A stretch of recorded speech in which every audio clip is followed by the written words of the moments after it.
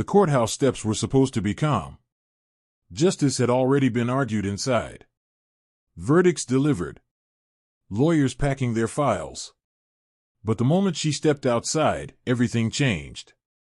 A black woman, holding court documents tight against her chest, was suddenly blocked by a police officer. Then another. Then another voice, louder, sharper, impatient. Move. Now. People stopped walking. Conversations died mid-sentence.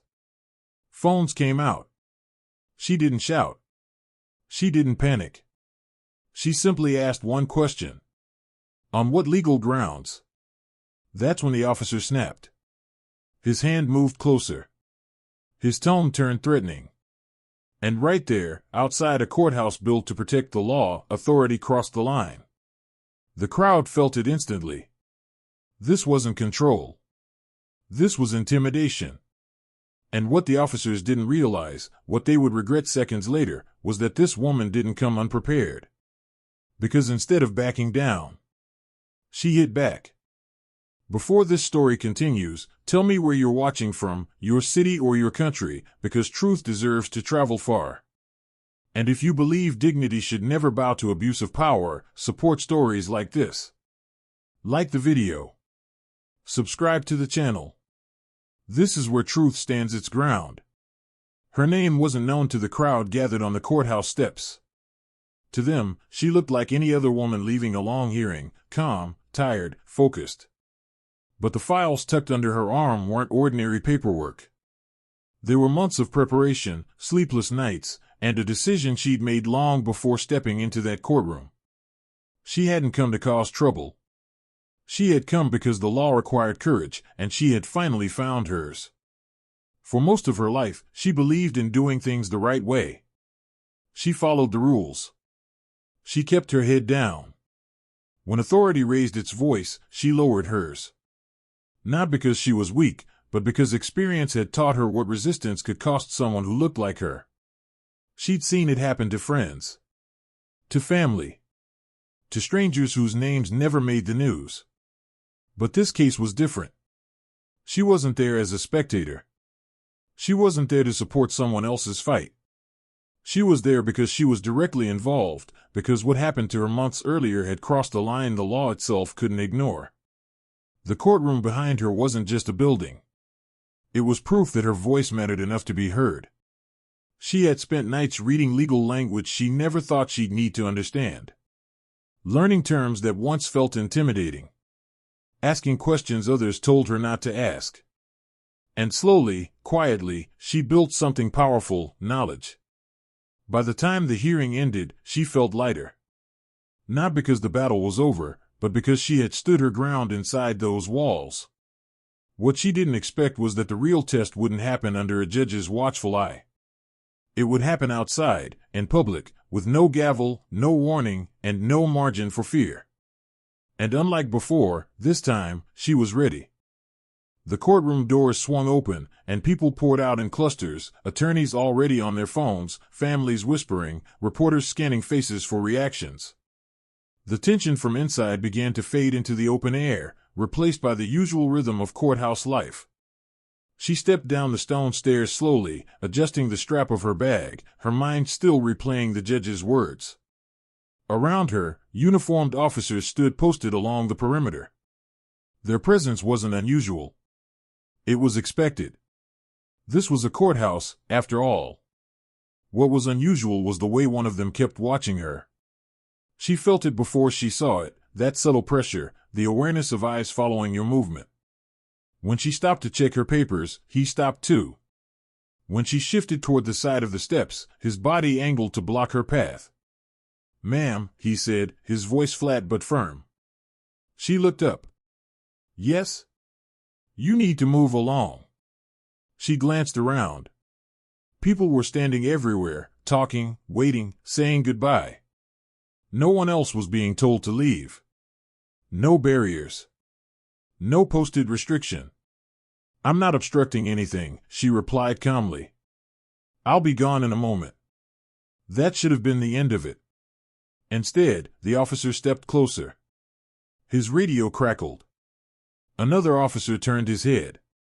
A third began drifting nearer, not urgently, casually, as if this had already been decided. The space around her tightened. She felt the familiar instinct rise, the urge to comply quickly, to avoid attention, to disappear. But something held her in place. Maybe it was the courthouse behind her.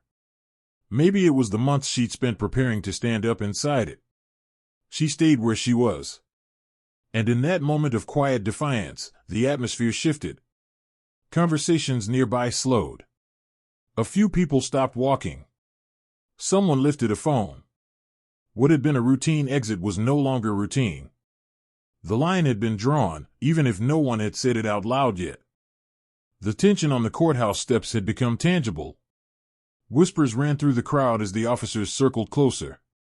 What started as a firm instruction had escalated into something else entirely, an unspoken challenge, a test of authority that wasn't supposed to happen in public. "Step aside," one officer barked, his tone sharper this time. "Now." She lifted her hand slightly, a gesture of compliance that was also a signal she wouldn't be intimidated. "I am not obstructing anyone," she said, her voice calm but steady. "Please explain why I need to move." For a moment, it seemed he didn't know how to respond. His hand twitched near his belt, a warning sign more than a threat, and his colleagues began to close in. The crowd grew aware of the standoff. Phones came up, strangers began whispering to one another, trying to understand what was happening. A man near the steps muttered, "She hasn't done anything wrong. Leave her alone." Others nodded, cameras catching every second. But the officers, driven by pride or routine, ignored the murmurs. One began pacing closer, blocking potential escape routes. Another muttered something into his radio. Every step she took was mirrored by a shifting wall of authority, making her world feel smaller and heavier. She paused, adjusting the papers in her hands, a small but defiant act. Every fiber of her being screamed to step back, to comply. But she didn't. Years of navigating injustice had taught her the power of quiet resilience. Her calmness became an unspoken assertion. She was not afraid, she was not alone, and she knew her rights. And then it happened. A bystander gasped. Another whispered. The officer tried to assert dominance verbally, but she countered, her voice slicing through the tension, clear, firm, and legal.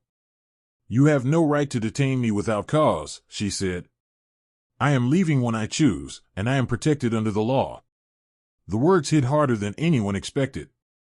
Some officers hesitated, the crowd leaned in. She had taken the first step, not physically striking, but striking nonetheless, a verbal, undeniable blow that set the stage for what was coming next. The public watched, stunned, as the woman who had appeared vulnerable just moments ago refused to bow. Authority had met its match, and the world was about to see exactly what happened when she decided it was her turn to hit back. The courthouse steps had become a stage for an unspoken battle, authority versus courage. The officers' postures stiffened, their voices rising in frustration, but she didn't flinch. Each command they barked, each aggressive gesture, only strengthened the resolve radiating from her calm, determined stance. One officer stepped closer, fingers twitching near his belt, ready to assert control. "You're creating a scene," he snapped. "Move aside, now." She took a steady breath and met his gaze. "I am not creating a scene.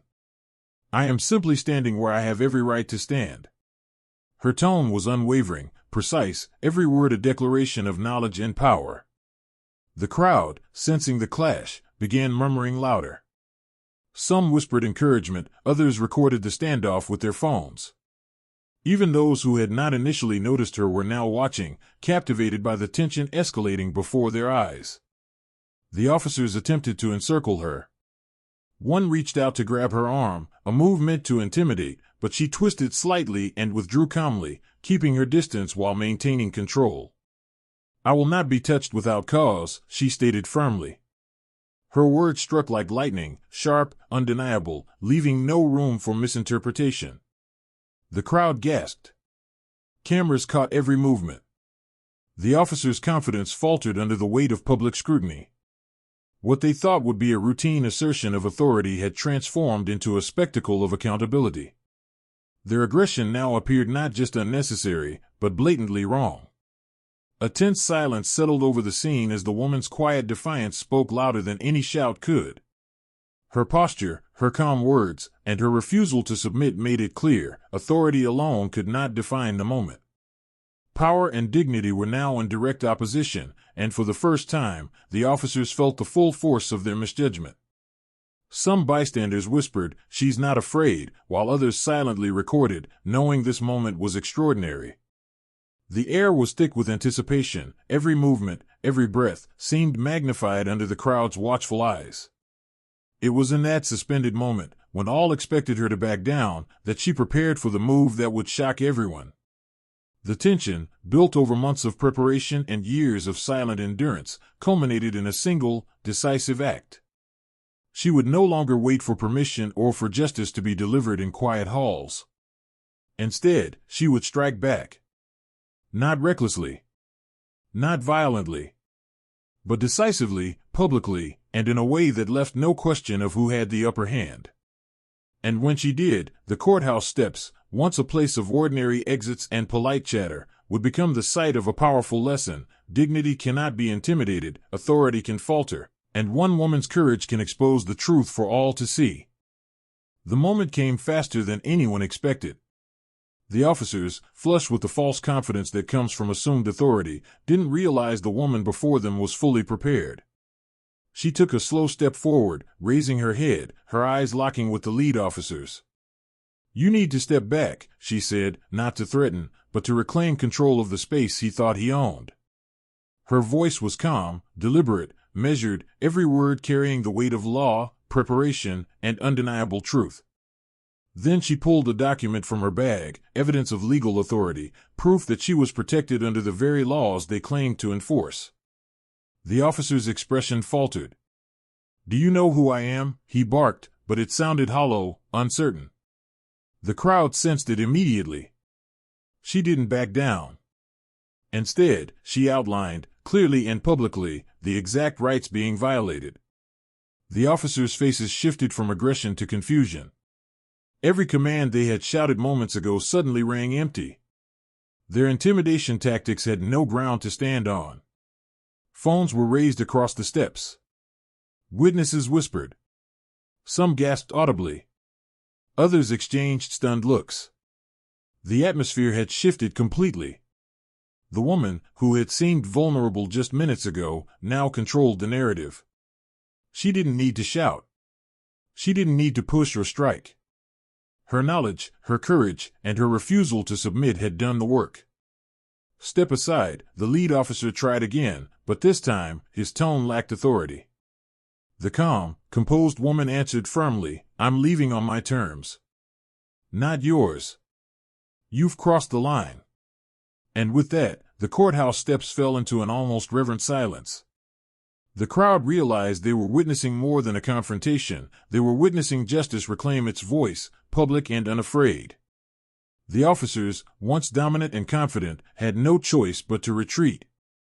Their arrogance had been met with precision. Their intimidation shattered. The woman had hit back, and the impact was undeniable, not just to the officers, but to everyone watching. For the first time, onlookers saw a reversal of power unfold in real time, authority confronted, dignity asserted, truth revealed. The lesson was clear: courage, preparation, and knowledge are far stronger than brute force or assumed dominance. The crowd remained stunned, silent, and fully aware that they had just seen something remarkable. This was no ordinary exit from a courthouse. This was a moment where one woman's strength and resolve changed everything in front of hundreds of witnesses. And the woman, unshaken, began to step forward, her gaze steady, her presence commanding, proof that hitting back doesn't always require violence. Sometimes, it only requires knowing your power and refusing to be silenced. By now, the crowd had completely shifted its attention to the confrontation. What began as an ordinary courthouse exit had transformed into a public reckoning. Phones recorded every gesture, every word, every subtle shift in authority. The tension, once held solely by the officers, now belonged to the public, and they were witnessing a power reversal unfold in real time. A senior officer arrived, alerted by the escalating scene. He approached cautiously, surveying both sides. The aggressive officers, once brimming with confidence, froze. Their postures sagged under the weight of scrutiny. The woman remained calm, holding her documents tightly, standing her ground with dignity and authority. The crowd murmured in astonishment as the senior officer examined the situation. It didn't take long for him to recognize the violation, the overreach by his own team, the intimidation, the abuse of assumed power. His eyes met hers briefly, acknowledging silently that she was right, that she had the law and the truth firmly on her side. "Stand down," he ordered the officers. The words echoed loudly, not just to the aggressors, but to everyone watching. A sense of justice, long suppressed, began to ripple through the crowd.